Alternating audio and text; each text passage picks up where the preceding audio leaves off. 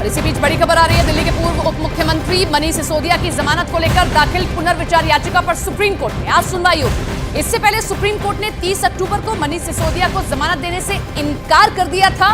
मनीष सिसोदिया आबकारी घोटाला मामले में जेल में बंद है, लंबा समय हो चला है, लेकिन उन्हें सर्वोच्च अदालत से भी कोई राहत नहीं मिली थी। लेकिन एक बार फिर से उनकी ओर से पुनर्विचार याचिका दायर की गई है।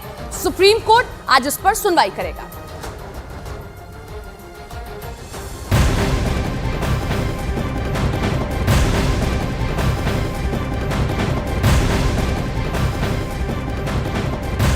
एक बार फिर से मध्य प्रदेश का रुख करेंगे। मध्य प्रदेश में मोहन यादव आज मुख्यमंत्री पद की शपथ लेंगे। सुबह 11:30 बजे भोपाल के लाल परेड ग्राउंड में शपथ ग्रहण समारोह आयोजित किया गया। दोनों डिप्टी सीएम भी उनके साथ आज ही शपथ लेंगे और इस शपथ ग्रहण समारोह में प्रधानमंत्री नरेंद्र मोदी, गृह मंत्री अमित शाह, बीजेपी के राष्ट्रीय अध्यक्ष जेपी नड्डा समेत कई राज्यों के मुख्यमंत्री भी शामिल होने वाले हैं। सुबह 11:30 बजे मोहन यादव नए मुख्यमंत्री के तौर पर शपथ ले लेंगे।